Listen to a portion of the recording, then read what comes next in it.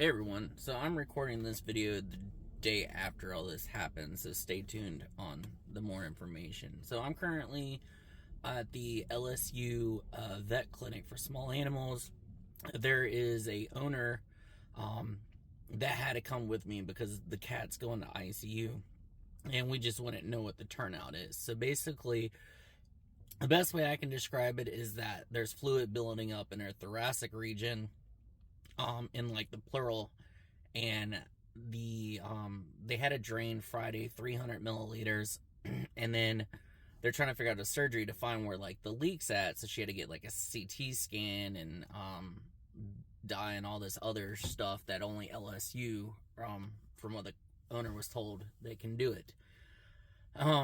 So we get her there, and you'll see kind of in the videos just a snippet of what was going on. Within a day, or no, within a couple of days, they ended up getting another 250 milliliters of fluid, and even after the CT scan and anesthesia, she even got more fluid, so it's getting like progressively worse. And what we're thinking is like she got some injury happened, and the only thing that the owner could think of is that like she got caught between a speaker or something like that. So they found the leak, because the other option would have been euthanasia. They ended up finding the leak. They're scheduling the surgery hopefully for Friday. So we're leaving the cat here. It's under ICU. They put it in like an oxygen tent, and she might have me bring her back when it's done. The reason why I'm making this video right now, other than the story, so you can kind of get a full picture, is this is part of the reason why I want to start my nonprofit. And it's mostly for animal transportation, but it's to fill in the gap for vet care. We're looking at this vet visit being, they quoted $6,000 to $8,000. It's probably going to be closer to that $8,000, if not more. That's happening.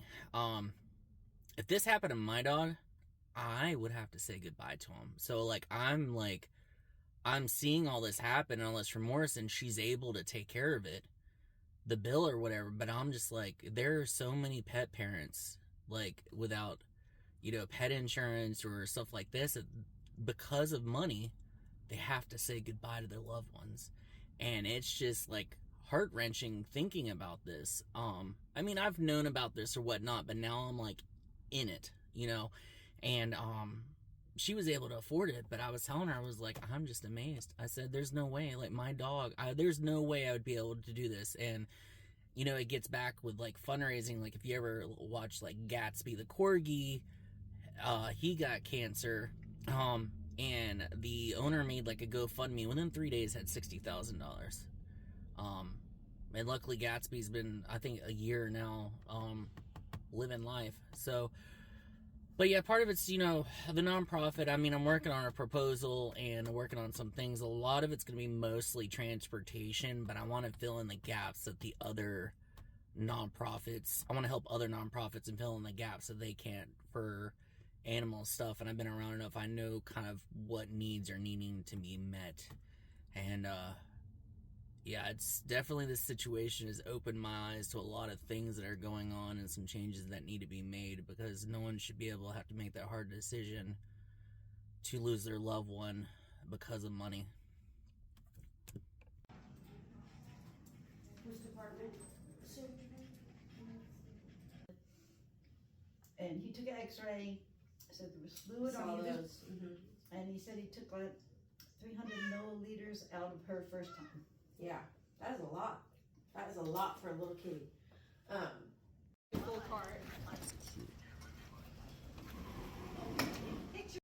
So surgeon will have more details about like what they need to do during surgery to determine exactly what kind of tear it is, like how they need to repair it differently, one time versus the other, all that kind of stuff. That'll be on them.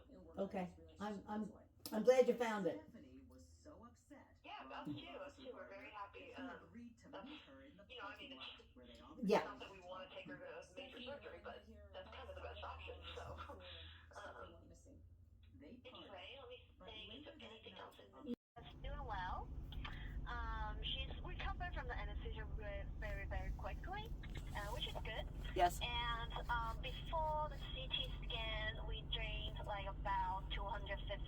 fluids from her left side, which was like a lot for her, and I do worry about how quickly she's filling up all the fluids. They took 300 out on Friday. 300? Yes. Okay, yeah, so she's like getting 250 back. And talking to radiology, they probably will plan on doing both the chest and abdominal surgery. So what they are trying to do is that they're trying to ligate or ablate the lymphatic vessel as much as they can to increase the chance of like having to fix this problem after the surgery. Okay. So the lymphatic vessel is actually like a system that going from the abdomen, it's draining all the fat from the GI tract, and then they gather into a region called cisterna chyli in the abdomen, and then they form one tube and go into the chest, and that is called thoracic duct. Okay. So they will first go in the abdomen to ablate that cisterna chyli, and then they also will go into her chest to ligate that thoracic duct. And while they're in her chest cavity, they usually also like to remove her pericardium. So pericardium, you can imagine, is like a sac, like a membrane, just surround her heart. Uh-huh. Normally, it protects the heart and